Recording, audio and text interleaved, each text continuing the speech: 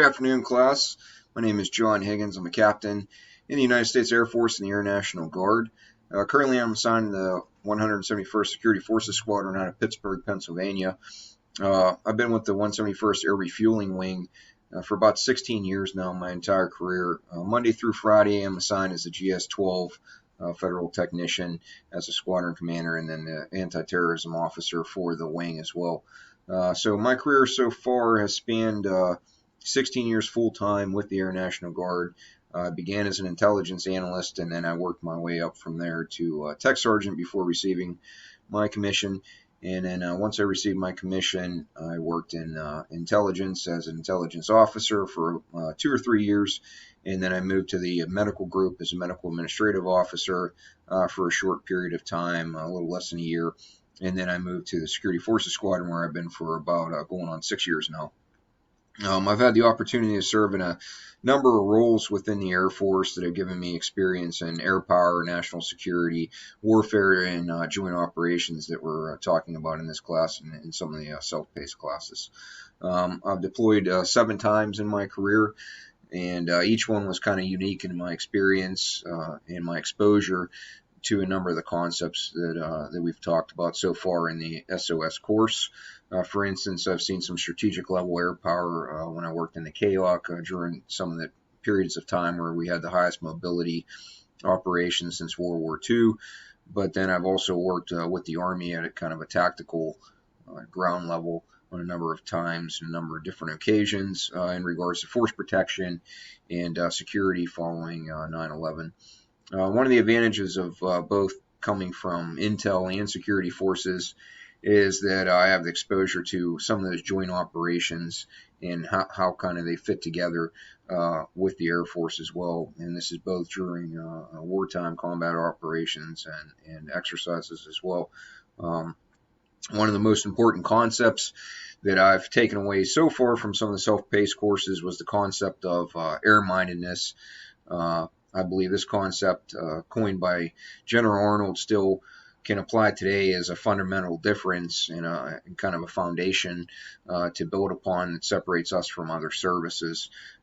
We don't view air power geographically, as we learn. We view it functionally driven, and I believe that's true, and it's effects based as opposed to just viewing it geographically. One of the most critical issues that I see in the Air Force today, and I'm going to kind of step out of my experience and knowledge lanes and say acquisition and the acquisition process. I think in order to compete in the future, and especially amongst peer nations, peer adversaries, is going to be the ability for us to acquire new technology. As an Air Force, we've always prided ourselves in technology and the brains of our airmen. However, I think some of these platforms are encroaching 50 plus years now, and we're beginning to lag behind some of our peers in advancement. So as we integrate with the joint operational environment as well, become kind of a total force, we're developing these joint platforms to meet some of those multiple mission needs, but it also increases the size, the scope, the cost, and the time involved to deliver these platforms.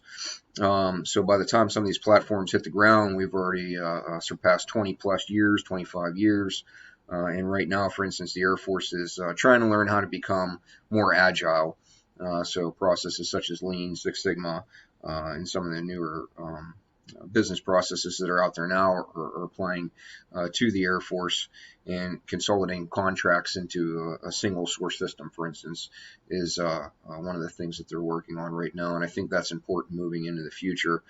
Secondly, another critical issue that I see is how the Air National Guard can integrate into the total force while maintaining some of the strengths that we have, and also recognizing some of the weaknesses that we have as well. So technically, we've been integrated, for well over 30 years, but our budget and our resources really aren't allowing total integration, I don't believe. Our equipment is aging.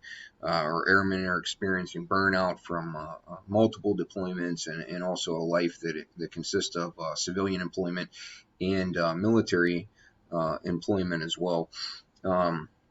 But our operations tempo continues to climb as we support the ongoing wars that are out there. So leveraging the Air National Guard, I think, is a smart move, but also resourcing the Air National Guard at a quarter of the level of an active duty base isn't really sustainable, in my opinion. So we're going to have to look at different ways that we can integrate them into the air power of the future.